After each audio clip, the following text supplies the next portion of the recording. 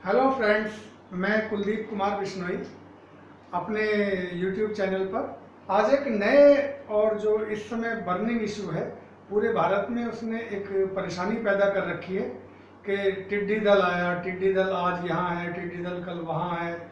और पूरे उत्तर प्रदेश में जो हरियाणा से लगा हुआ हिस्सा है, मध्य प्रदेश और राजस्थान में तो गुजरात, ये बहुत सारा मतलब इंडिया का बहुत बड़े हिस्से में टिड्डी दल से एक बड़ी समस्या खड़ी हो गई है।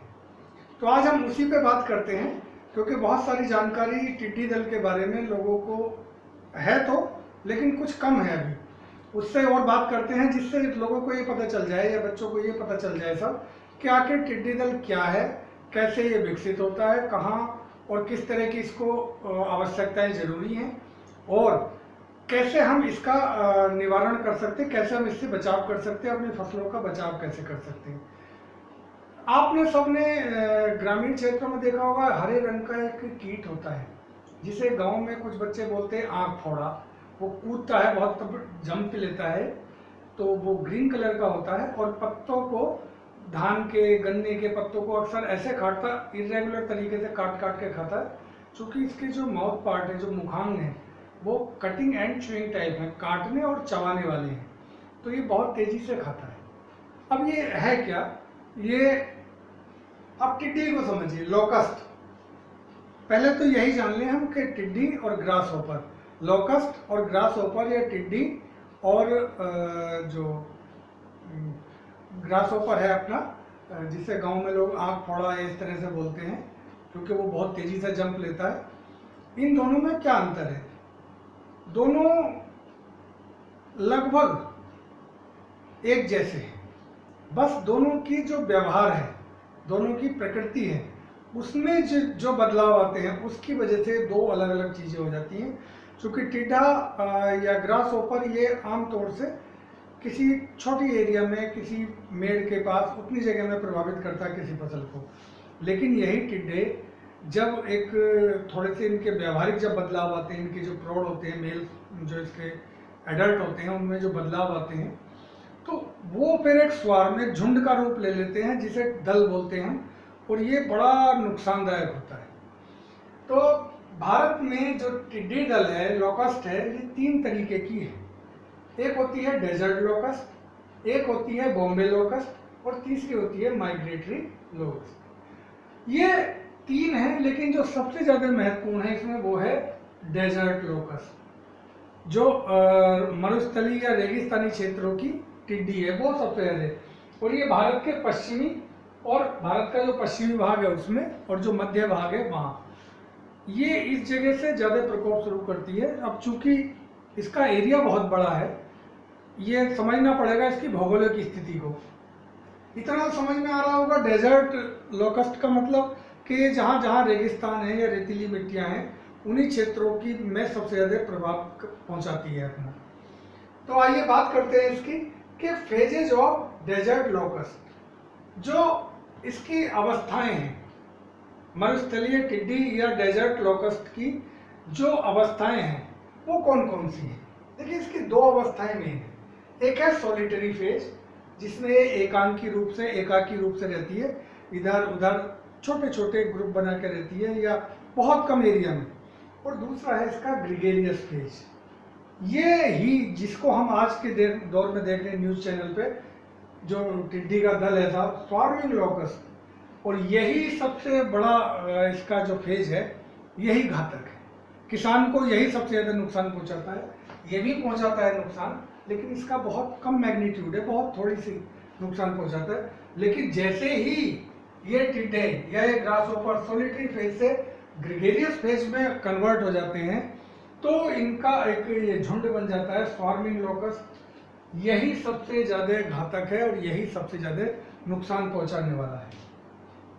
तो इन दोनों में पहचान कैसे करें, क्या अंतर है दोनों का? अब देखिए, जैसे निम्फ है, या इसको हम लोग बोलते हैं होपर्स,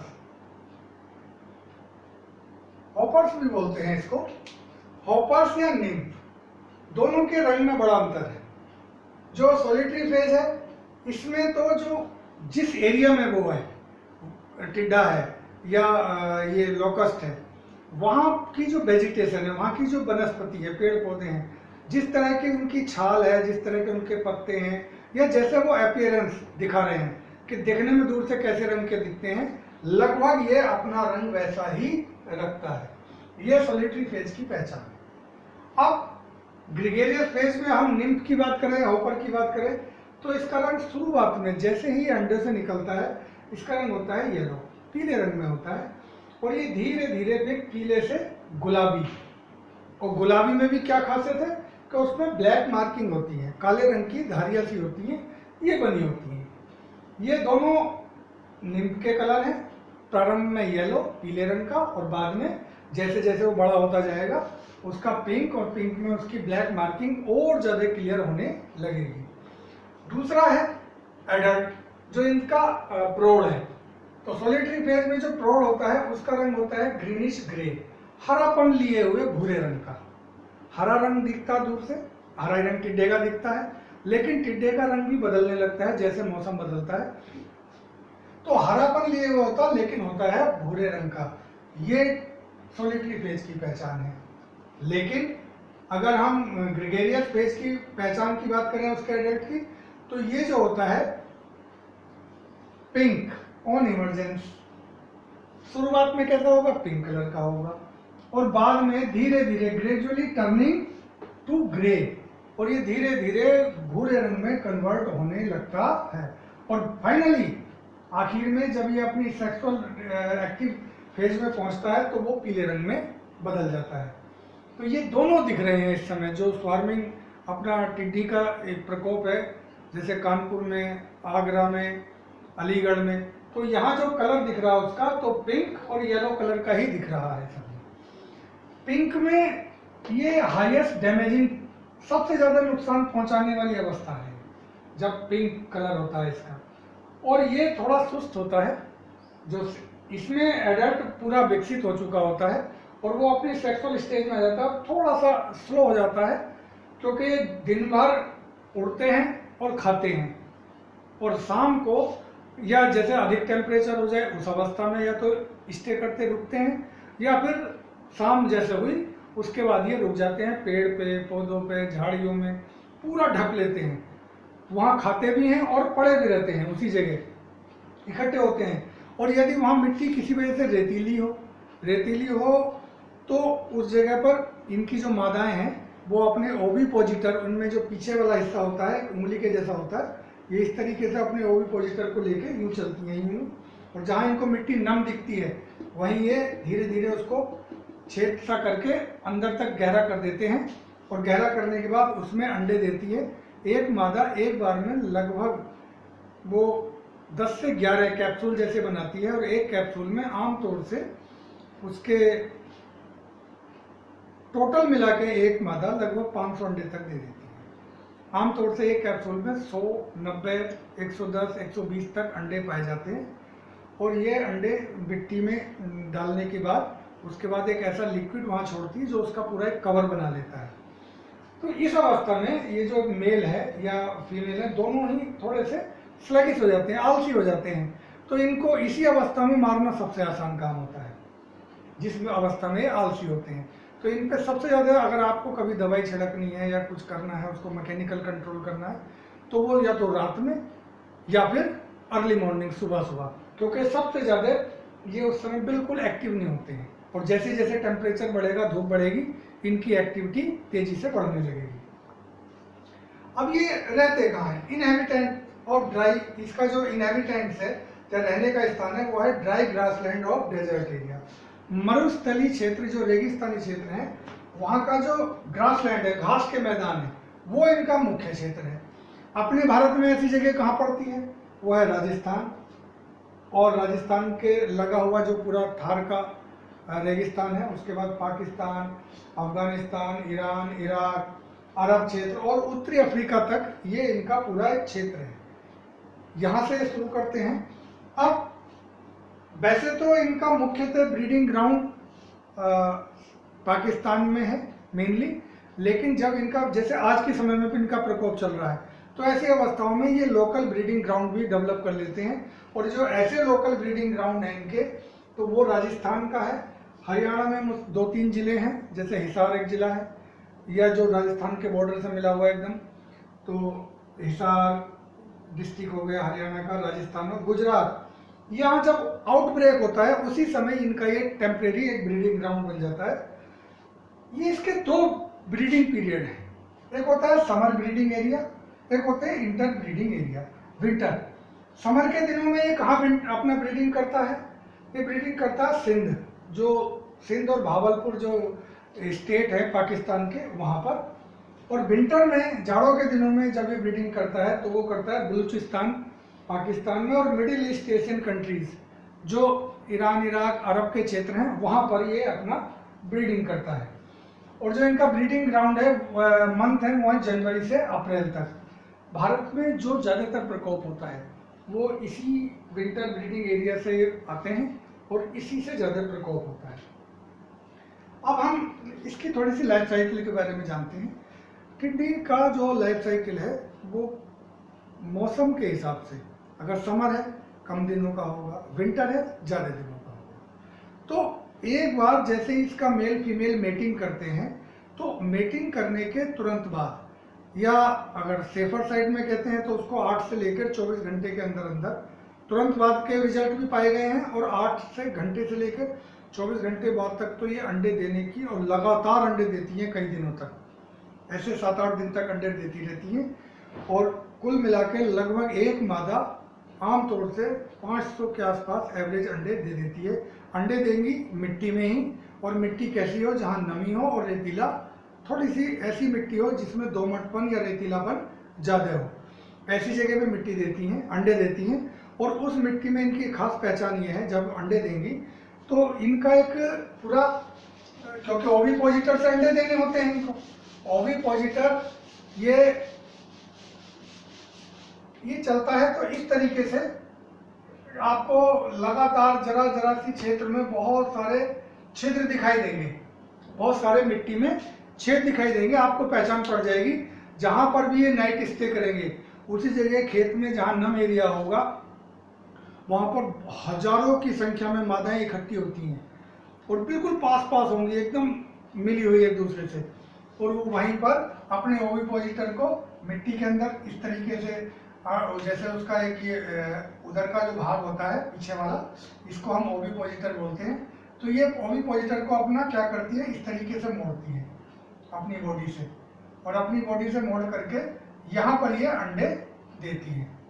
और ये सब मिट्टी के अंदर होता है, ये पूरा एरिया क्या है, मिट्टी के अंदर है। यहाँ पर इसने अंडे डाल दिए, अंडे डालने के बाद ये थोड़ा सा ऊपर से अगर हम देखें तो इस तरह का एक छेद सा दिखाई देगा, जिसमें कोई चीज़ यहाँ पर भरी होगी, वो होंगे अंडे। और ये थोड़ा सा स्थान खाली होता है, उसके ऊपर ये इस तरह से झाग जैसा पदार्थ है, लिक्विड होता है, चिपचिपा पदार्थ छोड़ती है, जो सूखने पर पूरा उस अंडों को कवर कर लेता है, ढक लेता है। अब इसका कंट्रोल करने की यही सबसे आसान जगह है। एक तो हमें मालूम है कि रात में ही अंडे देंगे, जब रात में अंडे देंगे तो हमें वो क्षेत्र दिख जाएगा जहाँ पर अंडे दिए होंगे, क्योंकि वहाँ बहुत छेद होंगे, किनारे से लाइन से लगातार होंगे। सबसे ज़्यादा आसान काम है कि वो जो खेत है, खेत की जो मेड़ है, आमतौर से इसके पास ऐसे छेद दिखाई देंगे, मेड़ों के पास ज़्यादातर केस में। तो उसमें हम क्या करें कि इतने क्षेत्र की हम जुताई कर दें। जुताई करने से चूंकि वो ताज़े अंडे होते हैं, तो जब हैरो या कल्टीवेटर टीलर चलता है तो वो उससे ऊपर सरफेस पा जाते हैं, और कीट या जो चिड़िए हैं ये उसको खा लेती हैं सब। एक तरीका तो ये है। दूसरा तरीका है, हम जुताई नहीं कर सकते हैं तो हमारे पास जो केमिकल्स हैं, जैसे आजकल गवर्नमेंट उसको बंद कर रही है, हालांकि लिंडेन है, बंद कर चुकी है, क्लोरोपाइरीफास है, ये जो दवाइयाँ हैं इनका धूल या लिक्विड हो तो इसका ईसी कंसंट्रेट हो, इमल्सिफाई कंसंट्रेट, जो इसका ईसी सॉल्यूशन होता है या ईसी जो फॉर्म होती है इमल्सिफाई कंसंट्रेट, उसका हम प्रयोग करें और इन चीज़ों को भर देते हैं, या तो उस पाउडर से भरते हैं या उस रासायनिक पदार्थ से भर देते हैं, तो ये अंडों को खत्म कर देता है।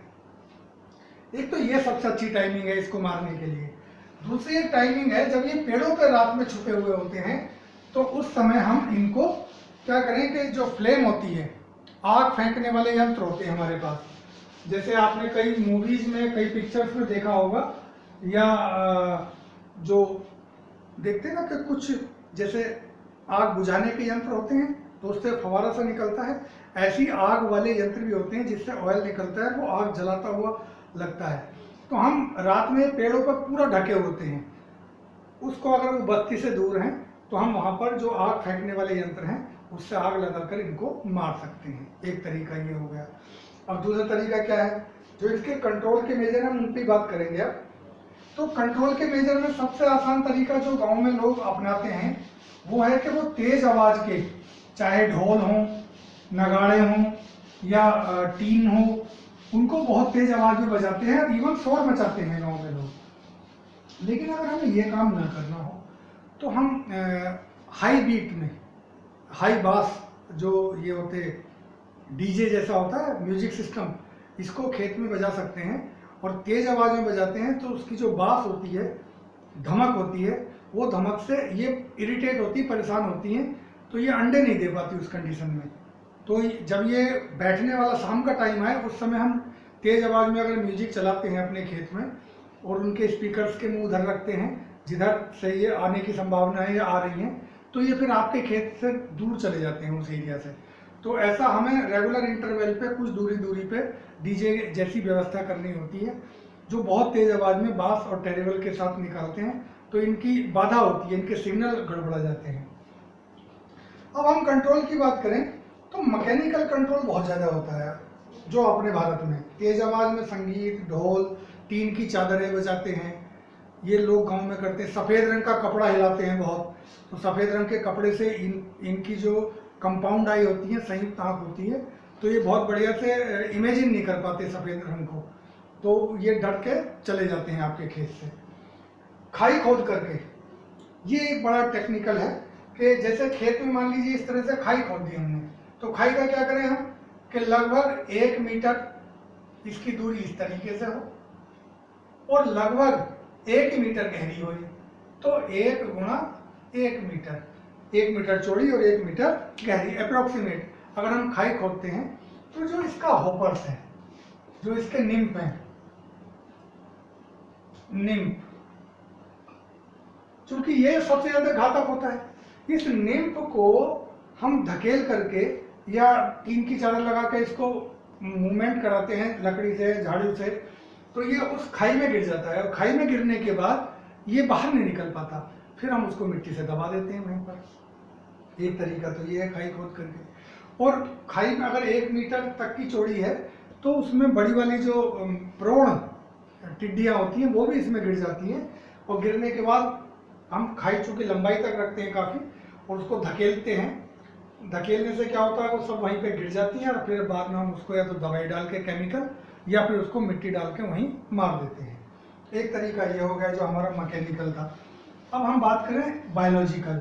बायोलॉजिकल में क्या है कि एक्सपेरिमेंट हुए लेकिन ये इमीडिएट रिजल्ट नहीं देता, तत्काल रिजल्ट नहीं देता है, इसका रिजल्ट कुछ दिन बाद आता है। तो इसका प्रयोग जो हमारा बायोलॉजिकल कंट्रोल है, ये मेटाराइजियम एक फंगल है, मेटाराइजियम एक फंगल है, ऑस्ट्रेलियन फंगस है, इसका हम सॉल्यूशन बनाते हैं और स्प्रे कर देते हैं दवाई का। ये फफूंदी जो है ये टिड्डियों के ऊपर ग्रोथ करती है, तो ये निम्फ के ऊपर या होपर के ऊपर स्प्रे करना सबसे अच्छा होता है। अगर इसके ऊपर स्प्रे किया है तो जब तक ये प्रौढ़ में बदलेगा, एडल्ट में बदलेगा, एडल्ट बदलने में लगभग इसको 20 से 25 से 30 दिन लग जाएंगे। तो जब 25 से 30 दिन लग जाएंगे, इस अवस्था में इसको मेटाराइजियम फंगस के सॉल्यूशन को ग्रो करके उस पर फफूंदी पूरी तरह प्रभाव करने में 18 से लेके 20 दिन का समय लगता है। उसके बाद ये निम्फ को मार देगी, लेकिन ये 18 से 20 दिन तक हानि पहुंचाता रहेगा। ये इसका सिस्टम है। लेकिन इनका प्रयोग कहाँ कहाँ कर सकते हैं हम, जैसे आबादी है, कुएं हैं या ऐसे क्षेत्र हैं जहाँ पर हम किसी रसायन का प्रयोग करने में घातक सिद्ध हो सकता है, तो उन क्षेत्रों में हम बायोलॉजिकल कंट्रोल या इस मेटाराइजियम फफूंदी का प्रयोग करते हैं। बुवेरिया बेसियाना है, वो भी इस तरह का एक काम करती है, बुवेरिया फफूंदी है, वो भी ये काम कर सकती है। तो इंडिया में हम मेटाराइजियम का भी और बुवेरिया बेसियाना का दोनों का स्प्रे अगर हम करते हैं तो, लेकिन उसका जो ग्रेस पीरियड है वो प्रभाव शुरू करेगी अपना लगभग 20 दिन बाद से। 20 दिन तक तो हानि पहुंचाएगा, उसके बाद ये खत्म हो जाएगा। अब बात कर लेते हैं केमिकल की, कि कौन सा केमिकल, चूंकि रसायन सबसे बाद में प्रयोग करना चाहिए हमको किसी अवस्था में। हम जब बात करते हैं कि भाई पर्यावरण संरक्षण हो, प्रदूषण ना हो, मृदा प्रदूषण ना हो, तो उस कंडीशन में हमारे लिए जरूरी हो जाता है कि हम रासायनिक कंट्रोल को सबसे अंतिम विकल्प के रूप में हम प्रयोग करें। तो कई सारे रसायन हैं, जैसे फिप्रोनिल, ये खूब गन्ने में किसान यूज करते हैं, किसान इससे जानकार हैं। फिप्रोनिल है, एक फेनिट्रोथियोन है, एक क्लोरोपाइरिफास है। क्लोरोपाइरिफास वही दवाई है जो दीमक के लिए प्रयोग करते हैं लोग। या ऐसे कहते हैं हम ऑर्गेनोफॉस्फेट्स, उसमें से बहुत सारे गवर्नमेंट बंद करने जा रही है, लेकिन अभी भी कुछ है जो मार्केट में मिल रहे हैं। तो ऑर्गेनोफॉस्फेट्स जो रसायन है कॉन्टैक्ट टाइप के, उनका हम प्रयोग करते हैं। और उसमें दो स्थितियां हैं, एक है कि हम जमीन पे स्प्रे कर रहे हैं, जमीन पे जब भी स्प्रे करेंगे तो हम उसका जो ईसी सॉल्यूशन होता है, इमल्सिफाइबल कंसंट्रेट, उसी का प्रयोग करेंगे, क्योंकि यही सबसे ज़्यादा प्रभावी होता है मिट्टी पर। लेकिन यदि हमें एरोप्लेन से हवा में स्प्रे करना है तो हम क्या करेंगे, स्मॉल कंसंट्रेटेड डोज होती है, बहुत थोड़ी मात्रा में, लेकिन बहुत गाढ़ी, बहुत जहरीली, उसमें एक्टिव इंग्रेडिएंट जो सक्रिय अवयव होता है वो बहुत अधिक मात्रा में होता है। तो उसका हम अल्ट्रा लो वॉल्यूम स्प्रे करते हैं, जिसमें दवाई बहुत थोड़ी सी लगती, लेकिन प्रेशर बहुत होता है उस दवाई को भेजने के लिए। तो जब एरियल स्प्रे करते हैं हम, या किसी जंगल में जब स्प्रे करते हैं, तो हमें ऐसे ही फॉर्मेट को चुनना होता है जिससे दवाई कम से कम लगे, लेकिन उसका प्रभाव सबसे ज़्यादा घातक हो। तो अल्ट्रा लो वॉल्यूम में इन्हीं दवाइयों में से जो हमें मार्केट में आसानी से अवेलेबल हो उसको ले लें और उसका स्प्रे करें। ये ऑल अबाउट था इसके बारे में। अब चूंकि टिड्डी हमेशा नहीं आती है, ये आमतौर से कभी 4 साल बाद, कभी 5 साल बाद, और कभी कभी लगातार 1 साल 2 साल आती है। तो ये डिपेंड करता है कि पाकिस्तान बॉर्डर पे और इंडिया के जो राजस्थान, बाड़मेर, जैसलमेर, ये जो पूरा क्षेत्र है, यहाँ की जलवायु गर्मियों के दिनों में कैसी है, बलूचिस्तान की कैसी है। तो हम चूंकि एक देश का नहीं है, भौगोलिक क्षेत्र में बटा हुआ नहीं है, ये बहुत सारे देशों में इस तरह का प्रकोप है। लगभग यूरोप में बहुत ज़्यादा प्रकोप करता है, इंडिया में भी है, एशिया में भी है, जहाँ जहाँ रेगिस्तान है वहाँ वहाँ ये बहुत ज़्यादा प्रकोप करता है। उम्मीद है आप लोग इससे लाभान्वित हुए होंगे। अगर आपको इस पर कोई भी कमेंट है तो कमेंट सेक्शन में जाकर कमेंट करें, और वीडियो पसंद आए तो लाइक ज़रूर कीजिएगा, सब्सक्राइब कीजिएगा। आने वाले वीडियो में हम बताएंगे कि धान की नर्सरी से जो हमने बात की है कि धान की नर्सरी की हम रोपाई कैसे करें, उसमें क्या सावधानी ध्यान रखें। Thank you.